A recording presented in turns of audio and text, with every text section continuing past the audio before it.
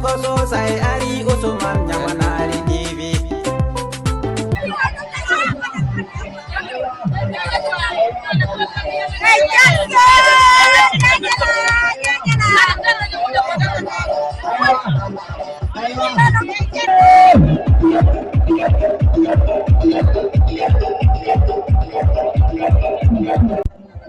Ko non tigi musidɓe tedduɓe heeɓiyankoɓe Ñamana TV hande eɗen gari ɗo concert mawɗo ɗum noon ko ɓe mbiyata ko yaha garta bonani kanko boy bambaɗo omo waɗa ɗo hirde mawde ɗo e Samba Takko e nder leydi Gambia ha ɗum noon ala kumpaɗo kadi boy bambaɗo ko mbiyani mbalodi woodi kono mo nanandi ala ɗum noon musidɓe tedduɓe boy bambaɗo ari ɗo wadde concert mawɗo e nder Basse to wiyete Samba Takko concert o kadi yombata e ɗum noon boy bambaɗo wi kala ko takki Samba Takko e ko taari ɗum tundu Basse ndu ɗo ha Samba Kunda onon foof oɗon pada e kewal garon noto ɗon concert o no hannirtani ɓe mbaɗa golle maɓɓe kadi ɓe kollira kadi no ɓe mbawiri ni kadi e wawde kadi golle maɓɓe nde boy bambaɗo wi ɗo hande ala ko yo mbaɗɗo kala kumpaɗo gabɗi kesi e jiɓɗi kesi yo arnatan nde ɗo hirde hande on the 1st December 2023 ɗo e Samba Takko musidɓe tedduɓe heeɓiyankoɓe Ñamanar TV hiro ngo ara e fuɗɗade boy bambaɗo ene lawoɗa ɗum noon kettuki malaki jaam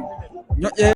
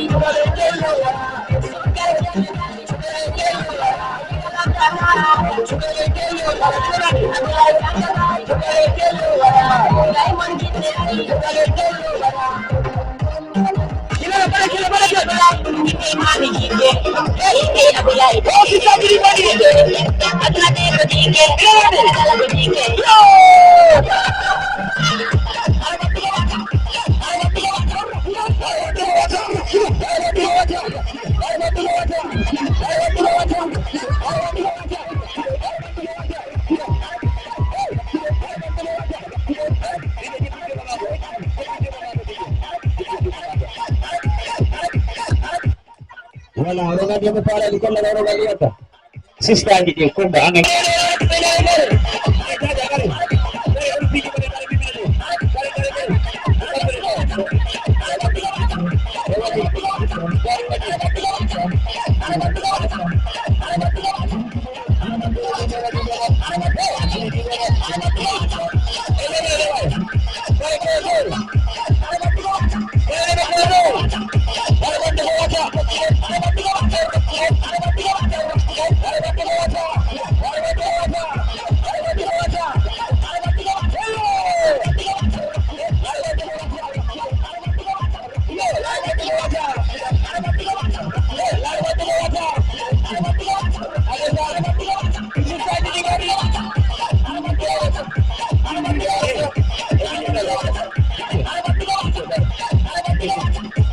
Ada wana ukur berkales di fala mimin unti ke koyamon. Wana kale ko memmin habali di mulai nganda do belti. So fala me anda belti ma. Ko banga mon nganda do belti ma. Parce que no amade Kumanga mahagura acha na karona piko dige imejua na wasala de kwa sasa mimi